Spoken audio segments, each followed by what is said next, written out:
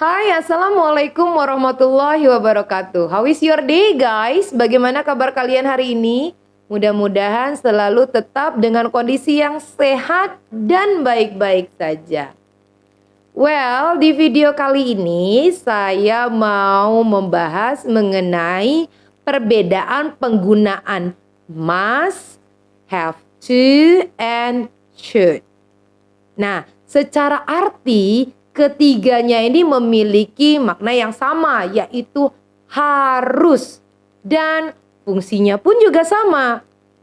Namun, ketiga modal ini tidak selalu bisa digunakan dalam konteks yang sama. Nah, dalam konteks apa saja modal must, have to, dan juga should ini digunakan? Kita akan tahu jawabannya dengan menyaksikan video pembahasan dari saya kali ini. Oh iya, jangan lupa untuk like, share, dan juga subscribe this channel. Lonceng notifikasi tentunya, agar kalian selalu mendapatkan update-update pelajaran dari saya. Are you ready, guys? Let's go!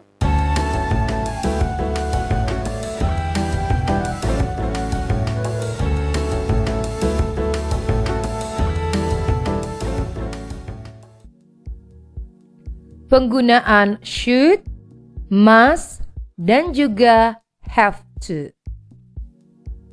Perbedaan penggunaan should, must, dan juga have to dalam berbagai konteks expression atau ungkapan. Yang pertama yaitu expressing obligation, yaitu menyatakan kewajiban dan juga keharusan. Nah, ini merupakan salah satu fungsi dari must dan juga have to. Kita mulai dengan must be. Must digunakan untuk menyatakan keharusan yang berasal dari diri si pembicara. Sedangkan untuk have to menyatakan sebuah keharusan yang berdasarkan situasi tertentu. Kita akan lihat perbedaannya dalam penggunaan kalimat. Contohnya, I haven't visited my grandparents since 3 years ago.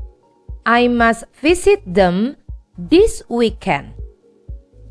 Yang berikutnya, I have to get up early this Saturday.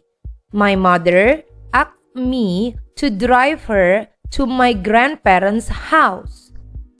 Di sini bisa dilihat perbedaannya dalam penggunaan must dan juga have to. Strong point dalam setiap kalimat pun berbeda. Kita akan coba melihat beberapa catatan yang bisa diambil dari dua contoh kalimat sebelumnya. Yang pertama bahwa dalam setiap kalimat yang menyatakan keharusan, have to itu lebih sering digunakan, lebih umum digunakan dibandingkan dengan must. Yang kedua, bahwa must itu modal yang lebih strong dibandingkan dengan have to dan bisa mengindikasikan sesuatu yang sangat penting. Karena penggunaan modal must ini sangat kuat, jadi jarang sekali digunakan dalam percakapan. Biasanya ditemukan dalam legal ataupun tulisan-tulisan akademik. Berikutnya adalah penggunaan modal should, must, dan juga have to dalam expression giving advice. Fungsi lain dari must, have to, dan juga should dapat digunakan untuk memberikan ungkapan, memberi saran, ataupun juga pendapat. Berikutnya kita akan lihat perbedaan penggunaan dari tiga modal tersebut. Dari contoh kalimat. Pertama, you should try traveling to Bali. Second, you must try traveling to Bali. The last one, you have to traveling to Bali. Dalam kalimat pertama, the speaker sound natural. Jadi kalimat yang dikeluarkan oleh si pembicara itu lebih biasa, lebih natural, so-so.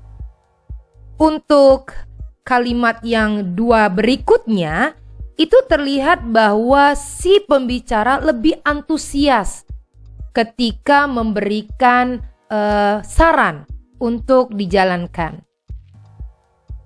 Selanjutnya kita lihat, jadi gimana kesimpulan dari 3 kalimat sebelumnya?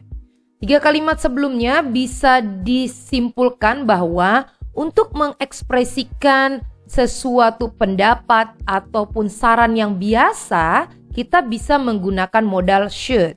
Sedangkan untuk mengekspresikan sebuah saran ataupun pendapat yang lebih kuat untuk diikuti, kita bisa menggunakan must dan juga have to.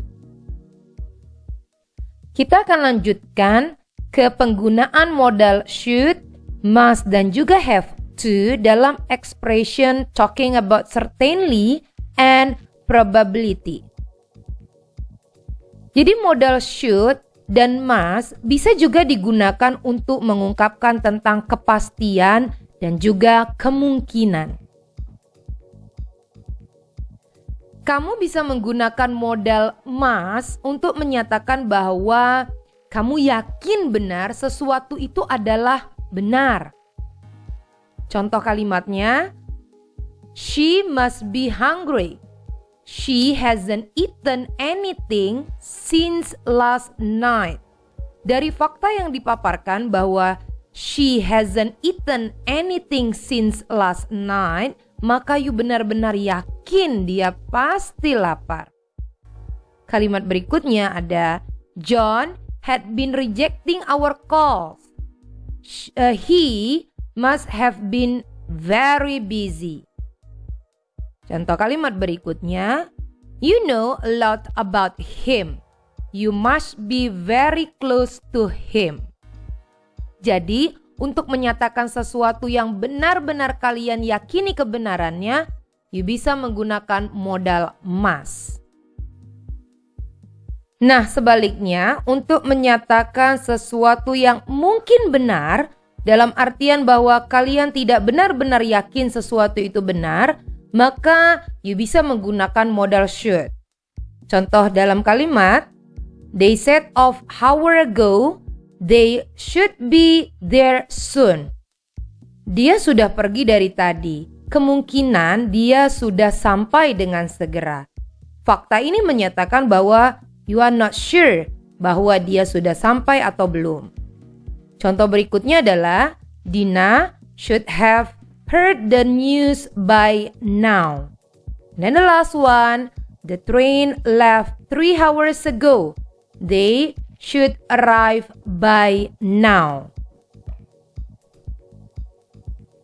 Kalau tadi itu adalah contoh-contoh kalimat yang semuanya berbentuk positive sentence atau kalimat positif, bagaimana dengan membuat kalimat dalam bentuk negatif?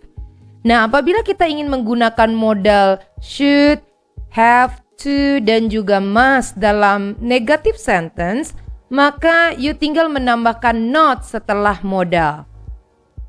Must akan menjadi must not atau disingkat dengan mustn't. Kemudian untuk have to dengan don't have to. Dan untuk should dengan menambahkan not menjadi should not atau disingkat dengan shouldn't. Nah, itu tadi pemaparan mengenai penggunaan have to, must, dan juga should. Juga perbedaan penggunaannya dalam konteks kehidupan sehari-hari. Mudah-mudahan kalian mendapatkan banyak ilmu dengan mempelajari video ini.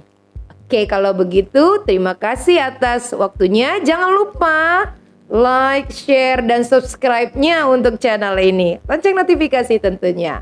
Oke, thank you very much. See you and wassalamualaikum warahmatullahi wabarakatuh. Bye.